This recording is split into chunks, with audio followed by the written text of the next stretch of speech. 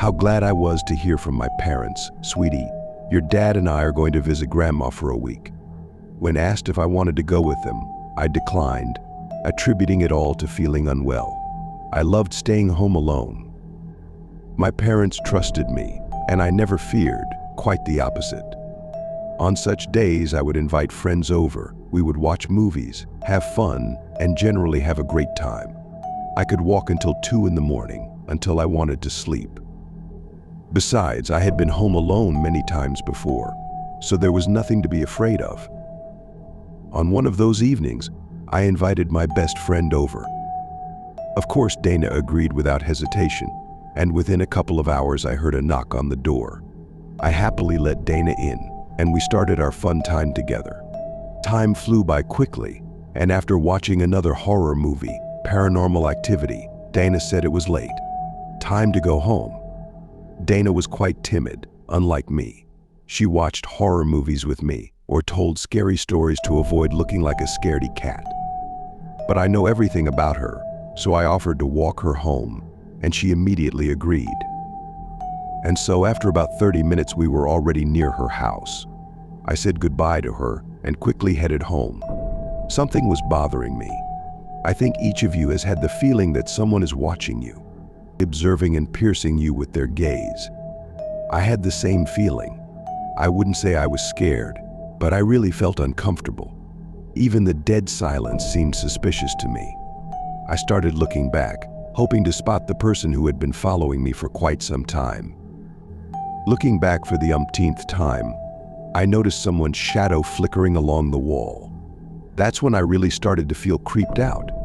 It was about 1 in the morning. I was walking alone down a dark street, accompanied by this horrible silence and eerie shadows. I quickened my pace. When I was near my house, I turned around.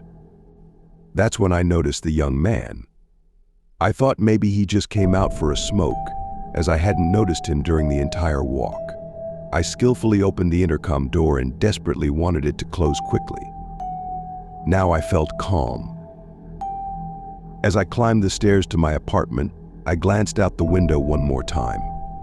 The street was empty, so the man must have already entered the building. I breathed a sigh of relief and was about to go upstairs, but something held me back. I wanted to go back out onto the street, but my instinct for self-preservation seemed to be shouting at me, "Stay put and watch, and don't even think about leaving." Standing by the window for about 3 minutes, I noticed the door of the adjacent entrance slowly opening. I crouched down and watched. Soon the man emerged from the entrance. Perhaps he had entered the building to see which entrance I would go into. At least that's what I thought. And I was right.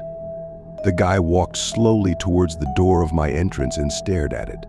He stood there for quite some time. To say I was scared would be an understatement, but I kept watching him. I didn't want to go home right now. I stood frozen by the entrance window, waiting for something. You probably know that when you watch someone for a long time, you try not to even breathe, so the slightest sound or sudden change in the scene before your eyes can scare you incredibly. I was waiting just like that. I huddled and watched the man, who had stopped in front of the entrance to my building.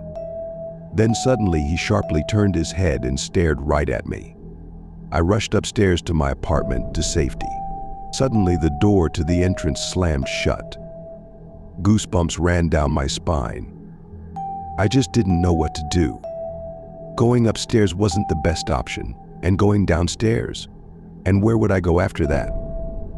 Plus, there was the possibility of encountering the unpleasant guy again. Overcoming my fear, I slowly made my way home. Dead silence. I entered the corridor, at the end of which was my apartment. That's when I understood the expression. My heart sank. My apartment door was wide open, covered with marks from numerous blows. I stood there, frozen, and stared. Did the neighbors not hear anything? I tried calling my friend's number, no answer. Mom's, no answer. Dad's, no answer. Finally, I called the police, but the call was cut off. I had no choice but to go inside, and I did. I stood in the middle of my apartment, completely clean, untouched. But why did someone have to break in? I closed the door and turned on my laptop, but then there was a knock on the door. It was just a regular knock, but it sent shivers down my spine. I knew I had to see who was there. I was afraid they would start breaking in again. I looked through the peephole. It was dark everywhere. I couldn't help but gasp when the light came on and I saw the same man. I stood there, motionless, covering my mouth with my hands to stifle a scream. I was afraid to even breathe. I slowly backed away and huddled in the corner, staring in horror at the door. I didn't even realize when I passed out. I woke up in the middle of the night, my phone lying next to me. The best thing I could do was try to call Dana so she would come as soon as possible. And her number was finally available. I almost cried as I told Dana everything. She just remained silent and said, "A couple of minutes ago, you walked me home. When I tried to call you, you were unavailable." I silently hung up the phone and looked at the screen. It was about 1 in the morning. Until morning, I sat there, remembering everything that had happened and trying to find a reasonable explanation for it all. To this day, when I remember the expression on the face of the man who knocked on the door, a chill runs down my spine. His eyes were so empty, so dead, as if he was staring into nothingness, straight into emptiness. When you look into them, they seem to say, "Hey, wake up and return to your reality."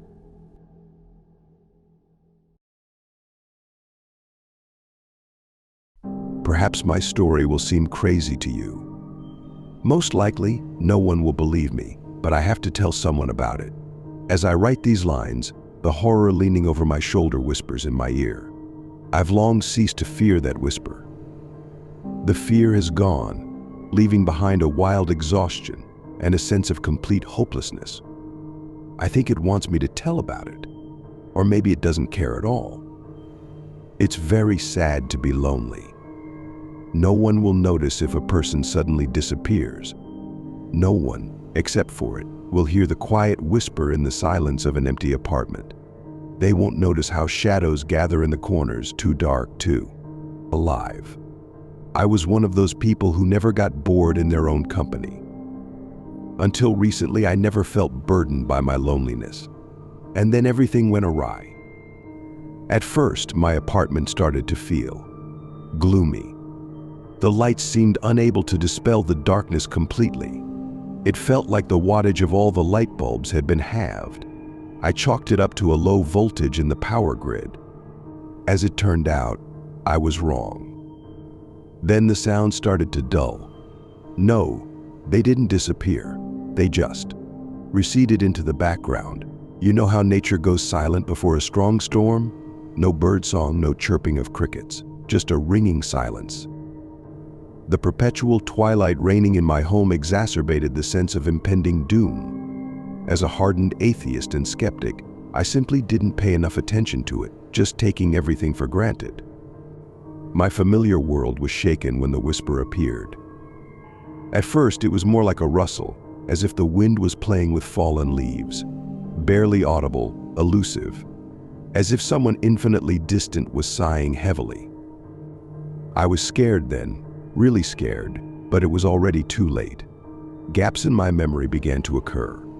I could be sitting at the table peacefully and then find myself cowering in a corner, aimlessly swaying from side to side, or sprawled on the floor in a Vitruvian Man pose, staring at the ceiling. And the most disgusting thing was that I constantly felt someone's invisible presence behind me. A light touch of cold, unseen hands embracing me from behind by the neck, and another lapse in memory. Soon, I began to constantly feel a light palm on my shoulder. I felt like a puppet in the hands of someone, or something. It pulls the strings, and I do whatever it pleases. And then the quiet rustle turned into a whisper and began to break down into individual words. Some I understood, some remained a mystery to me. However, I was able to hear and understand much of what it told me. Imagine that loneliness not only attracts something otherworldly but also is capable of simply pulling something out of its familiar world, like a strong magnet. And now imagine the entire range of feelings of a being that has fallen out of its reality and into a completely different world. Our world, too bright, too noisy. You're scared, you're angry. Moreover, you're just furious with your own helplessness, with the impossibility of going back. Down to the creature from this noisy and bright world, you gradually begin to change the surrounding environment to your liking, starting with small things. And when you start to feel somewhat comfortable, it's time to show your teeth, to retaliate. To retaliate in the only possible way to seize control of this weak body, and what it plans to do when it fully takes over me, I couldn't make out. The whisper here accelerated, as if overwhelmed by emotions. I only discerned that it was burning with hatred, and it could be understood.